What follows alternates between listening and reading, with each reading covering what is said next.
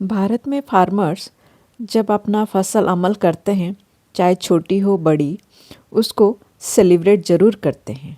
ये देखिए, छोटा सा फ्रूट क्रेट में लगाई हुई ये ओल, इतनी बड़ी ओल मैं हार्वेस्ट करूँगी ये मुझे पता नहीं था।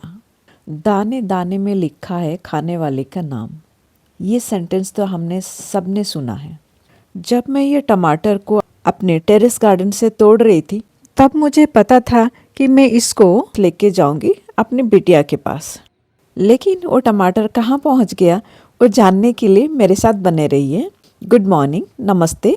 मैं दुर्गा पॉट टू प्लेट में आप सभी का स्वागत करती हूँ। टमाटर की स्टोरी तो मैं बताऊंगी, उससे पहले विंटर की शुरुआत में मेरे टेरेस गार्डन में लगी हुई रेनी सीजन की फसल, जैसे ये है अदरक। अदरक देखिए कितना अच्छा हो रहा है, ये और 1 महीना लग जाएगी हार्वेस्ट के लिए।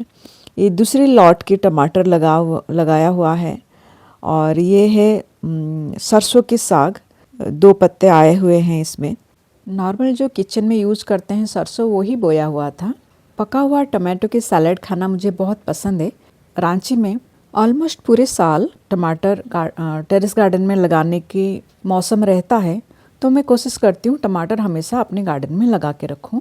इन टमाटरों से एक टमाटर में एक ब्यूटीफुल सोल को गिफ्ट कर पाई, जो कनाडा से इंडिया आई हुई थी।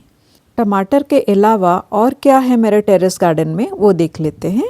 रेनी सीजन में बैंगन के पौधे ठीक से ग्रोथ नहीं कर पाते हैं और उनमें काफ़ी डिजीज़ लग जाती है, बट विंटर आते आते इनमें वापस फूल और फल होने लग जाते हैं। रांची में बारिश बहुत होती है, इसीलिए बरसात की शुरुआत में ही छोटे छोटे ओल इस तरह फ्रूट क्रेट में लगा दिया था। ओल के बीजों को लगाते टाइम इस क्रेट में गार्डन वेस्ट और किचन वेस्ट में ही इस क्रेट को मैंने भरे हुए थे। ओल के बीजों को ग्रोथ करने के लिए पूरी ऑर्गेनिक मैटर मिल गया था और इसकी जो मिट्टी है बहुत अच्छी हल्की मिट्टी बन गई थी। बीजों को लगाने के बाद मैंने कभी कोई केयर नहीं किया था इसको। अब फसल अमल का टाइम हो गया है। अभी देखते हैं कितने ओल बैठे हुए हैं। एक क्रेट में 100-100 ग्राम के 2 ओल के बीज मैंने लगाए हुए थे।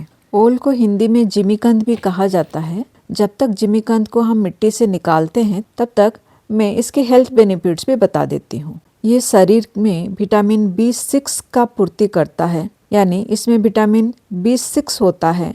ये शरीर में खून की मात्रा को बढ़ाता है, डाइजेशन को भी इम्प्रूव करता है। वेट लॉस यानी वजन घटाने में भी ये सहायक होता है। आयुर्वेद के हिसाब से चर्म रोग यानी स्किन डिजीज वाले लोगों को जिमीकंद नहीं खाना चाहिए। जैसे मैंने पहले बताया था कि 100-100 ग्राम की 2 जिमीकंद मैंने इस छोटी सी क्रेट में लगाया था और एक में से 2 छोटे छोटे निकले और एक जिमीकंद इतना बड़ा सा निकला। ये करीब 4 किलो का है और मैंने एक्सपेक्ट नहीं किया था कि इतना बड़ा जिमीकंद निकलेगा। ज़्यादा मात्रा में गार्डन वेस्ट और किचन वेस्ट इसी क्रेट में मैंने डाल दिया था, इसीलिए शायद ये इतना बड़ा हो गया। विंटर की शुरुआत हो गई है और विंटर के हिसाब से गार्डन में जो जो काम करना है अब उसको थोड़ा सा कर लेते हैं। जैसे कि ये कुंदरू का पौधा, विंटर में ये कुंदरू की बेल मेरी डोरमेंसी में जा चुकी है, तो मैं आज कट करूँगी इनको और किस तरह से कहाँ से कट करना है और इसकी हम पौध कैसे बना सकते हैं, इसके बारे में स्टेप बाय स्टेप बताती जाऊँगी, तो आप मेरे साथ बने रहिए। कोई भी प्लांट की अगर कटिंग हम लगाते हैं तो वो पेंसिल साइज से मोटी होनी चाहिए। ये मोटाई सही है पौध तैयार करने के लिए। नए प्लांट तो कटिंग से बना लेंगे, लेकिन मदर प्लांट को कोई नुकसान ना हो, इसलिए मदर प्लांट को कटिंग करने के बाद फंजीसाइड लगा देंगे।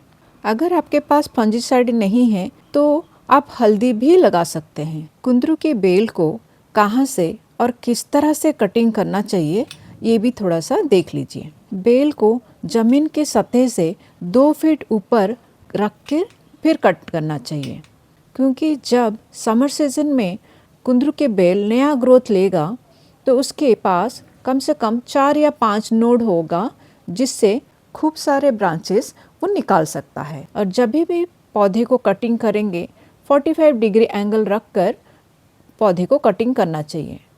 कटिंग करने के बाद तुरंत हमें फंजीसाइड या हल्दी या मिट्टी लगाकर कटिंग के पोर्शन को ढक देना चाहिए। बाकी ऊपर फैली हुई जितने सारे ब्रांचेस हैं उनको हम नए पौध बनाने के लिए इस्तेमाल कर सकते हैं। इन ब्रांचेस को भी हम 45 डिग्री एंगल में कट करेंगे और नोड के बीच में हम इनको कट करेंगे ताकि जो नोड है उसको हम मिट्टी के अंदर दबा सकें।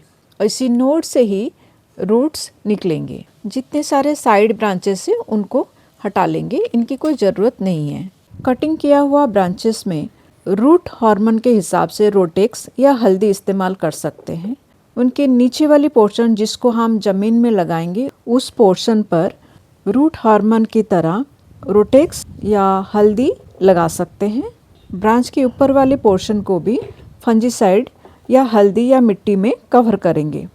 ब्रांच को दोनों तरफ से कवर करेंगे। अब एक 6 इंच के पॉट में नीचे की जो होल है उसको ठीक से कवर कर लेंगे और 80% कोकोपीट में 20% मिट्टी मिलाकर मिट्टी तैयार कर लेंगे। अब ध्यान से देखिए पॉट में हम पौध को लगाएंगे कैसे। हमने पॉट में मिट्टी भर लिया, उसके बाद सारे ब्रांचेस को इकट्ठे करके हम पॉट में लगाएंगे।